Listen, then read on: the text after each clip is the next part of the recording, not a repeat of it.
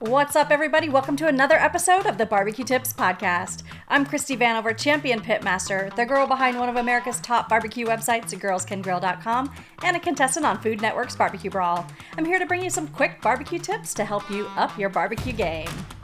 So last week we talked all about the Jack, which is the World Championship Invitational Barbecue Competition coming up in October, and we touched on the sauce category. Today, I'm going to talk to you about the Cook's Choice category. First, I got to address the elephant in the room. You may notice if you're watching on YouTube, I've got this big piece of white bandage on my face.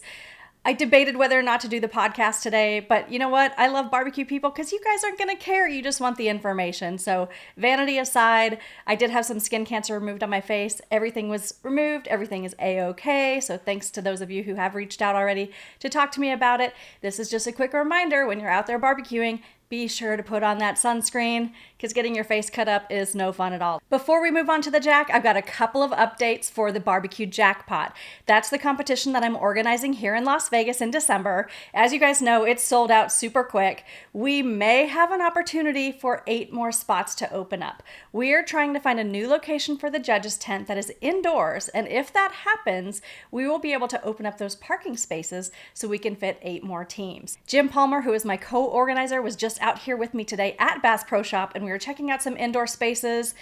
It may or may not work. We've got our fingers crossed. Hopefully one of them will, so we'll be able to invite more teams out. As I mentioned, we've got 79 teams. I think they're from 16 states, Canada, and Mexico.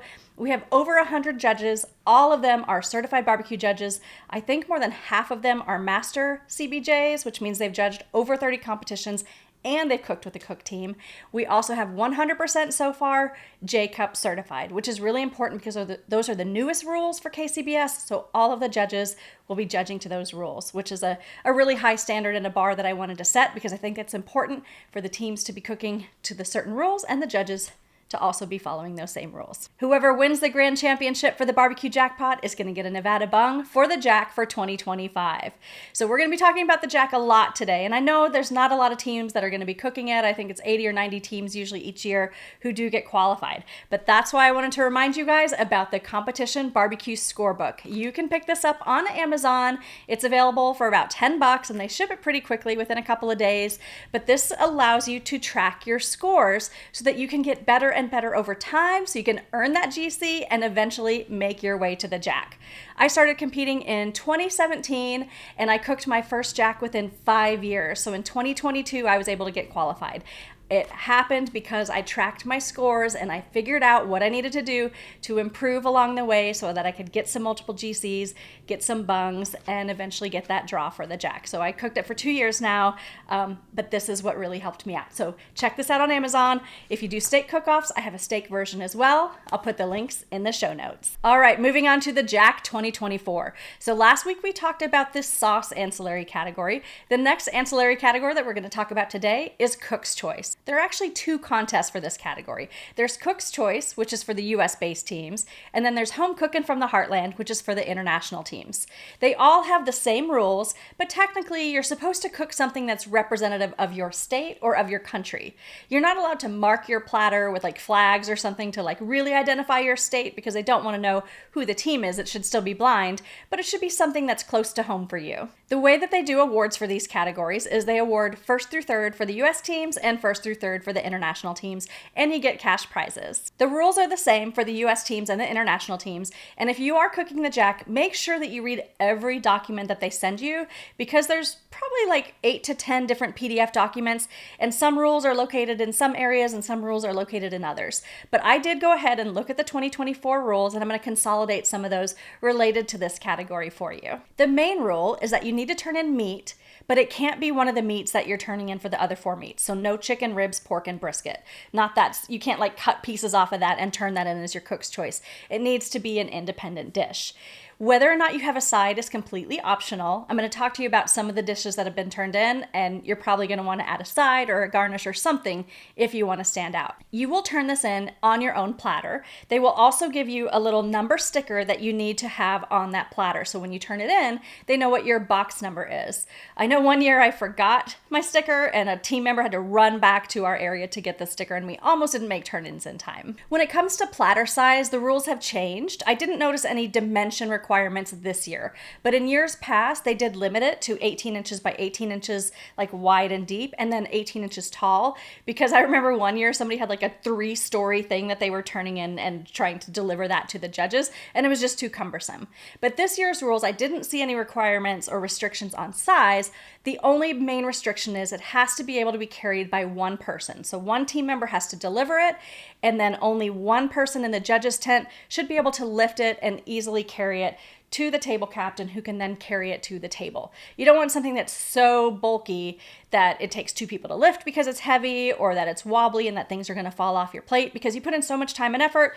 It should just be something that's easily carried and transported to the judges. When it comes to the timeline, this gets turned in right after your sauce. So as I mentioned before, it's not a normal chicken turn in at noon. Everything's shifted just a little bit. So you've got your sauce turn in first, then you've got 30 minutes, and then it's your cook's choice turn in, and then you've got another 30 minutes, and then you go into your chicken ribs, pork, brisket, and then finally dessert if you choose to do that category. And not every team does cook's choice because it's definitely more burdensome than just doing sauce. Now the sauce category, like I talked about last week, is a lot easier because you can cook it at home, you can bring it, you can heat it up on site and turn it in. So a lot of people do the sauce category.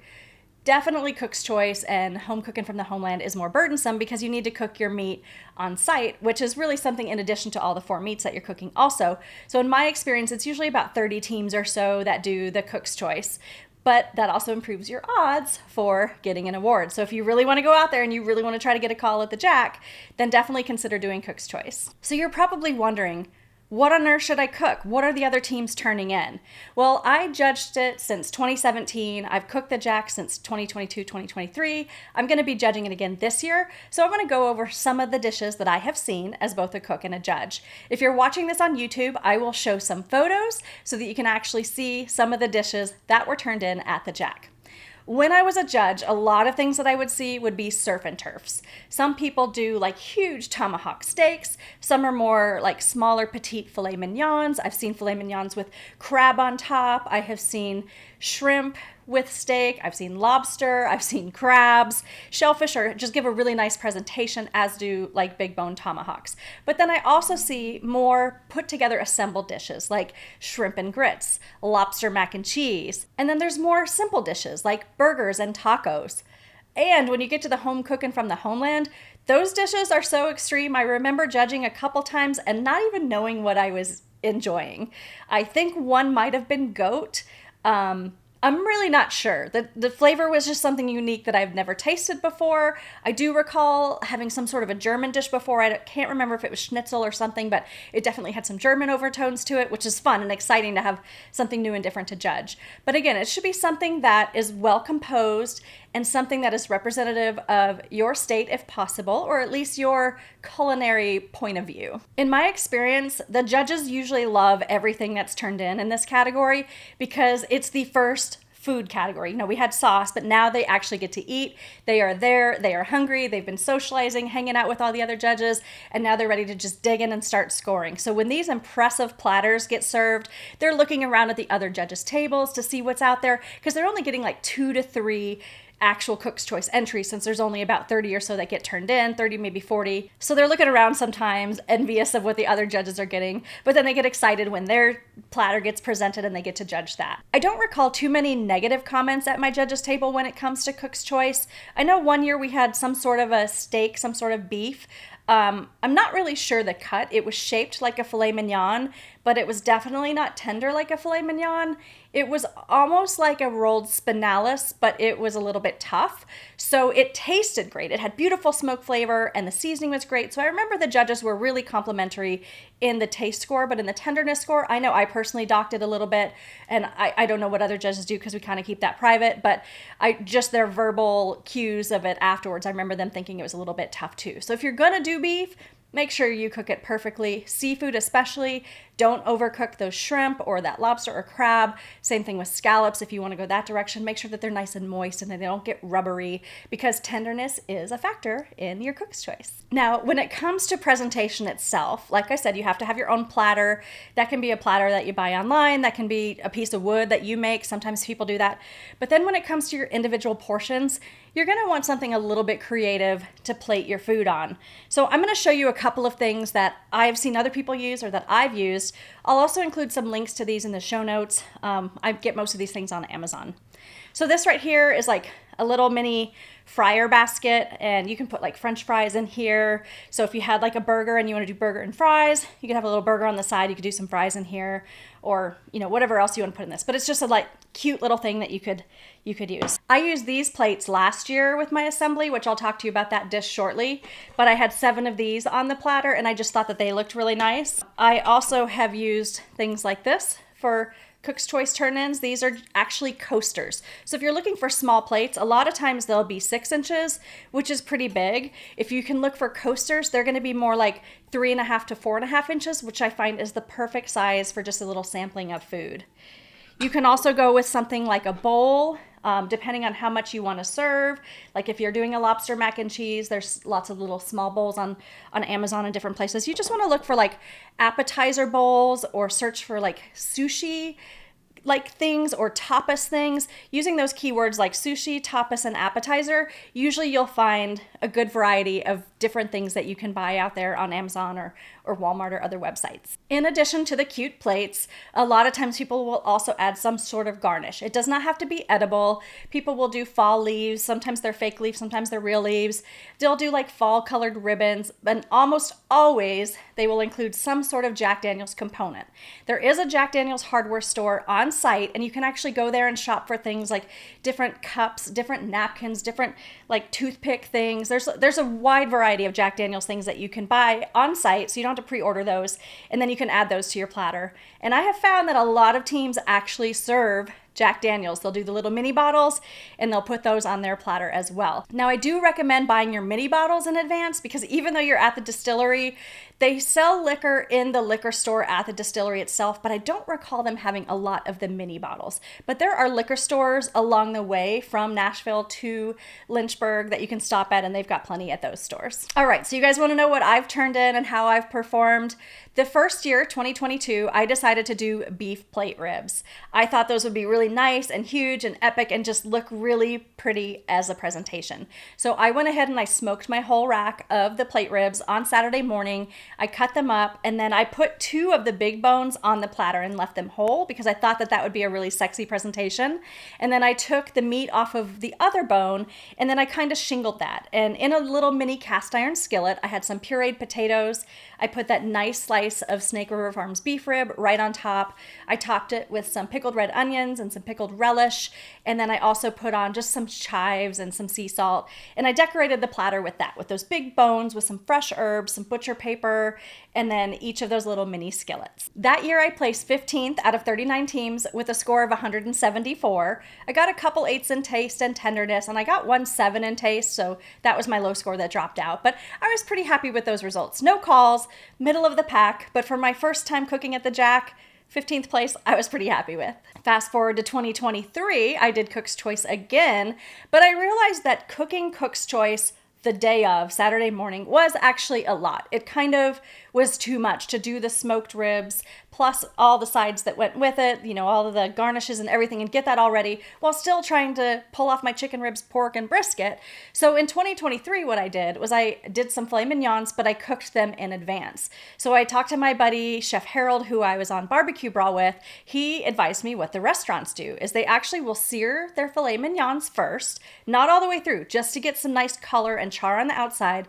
They'll chill them, vacuum seal them, and then the day of service for restaurant or competition for me, then you sous vide them at 129 degrees for 2 hours, and they are the perfect medium rare, beautiful red on the inside, and they've already got that nice sear on the outside. So I totally took that approach. I'll put a link to that approach in my show notes here because I have that method on my website. So I went ahead and did that advanced prep work, and that really helped me out in 2023. It really shaved some time off of things. For my turn-in, I used the cute little rectangle trays, and I put a smear of homemade ranch dressing down the center. In the back, I had some grilled ancho bacon wrapped shrimp. I had 2 nice little succulent shrimp, perfectly cooked. I had some grilled asparagus in the center that had some lemon garlic butter on it, and they were the really thin, tender spears, and they were cut short to kind of fit the plate. And then I had 3 slices of that filet mignon that I dipped in some garlic lemon thyme butter that were filleted right there on the bottom. So it was a cute little surf and turf presentation that that ranch dressing went really well with a little bit of spice from that ancho shrimp. And then of course, garlic butter on steak. Who doesn't love that? For my presentation, I had a wooden platter and I had 3 of the rectangular plates in the back, 4 in the front. Then down the center, I had 7 shot glasses and I had these little ice cube molds, these little whiskey ball ice cubes that I put in each glass right before turning. And I went in ahead and I served it with mini bottles of Gentleman Jack. Now, one little tip that I want to tell you is when I put all this on the platter and I practiced at home, everything was slipping and sliding around because these things are pretty slippery. So I bought some like mesh kind of netting and I taped it on the bottom of these so that way when we moved, they didn't move around. I also put some of that same stuff underneath the Jack bottles and little circles underneath the shot glass bottles. So that way I knew when I carried it, everything was going to be stable. And when the table captain carried it to the judges, it was also going to be stable. Because the last thing I wanted was everything to fall over and, you know, my dish that I worked so hard on to slide off of the platter. So that was a little tip that I did there. I'll go ahead and I'll put a link as well to that like kind of foam mesh stuff that I'm talking about, so you guys have a better visualization of what that is. The judges seemed to like my dish. I ended up 10th place in 2023 with a score of 176. I had a couple 8s in taste and a couple 8s in tenderness, so not quite getting me to that 180, which is what you really needed to be that top score. And again, they only award top 3, so even though I got 10th place, I didn't get a call, which was a little disappointing, but I improved my score significantly and I went up 5 places from the year before, so I was happy with those results. I am really looking forward to judging this year's Jack. I want to see what's changed over the past 2 years. I don't get to see as much outside the tent because obviously I've got my own stuff going on and you only see so many teams that are turning in at the same time when it comes to these fun creative categories. So now that I'll be back in the tent this year, I'm going to see what teams are doing. I will take pictures. I will share those so you guys can see all the excitement. And then if you guys make it to the Jack next year, if you're not cooking this year, then you'll also get some ideas for yourself about what other teams are doing. I really hope that this has been helpful for you guys. If you are cooking in the Jack, I wish you the best of luck. I can't wait to see you there. Make sure that you come see me and say hi if I haven't met you before. If we're old friends, you better definitely come say hi. I'm going to be walking around and saying hi to everybody as well. You guys, as always, you can find hundreds of barbecue tips and thousands of barbecue recipes at girlscangrill.com. You can also follow me on all of the socials at Girls Can Grill. Until next time, guys, happy grilling!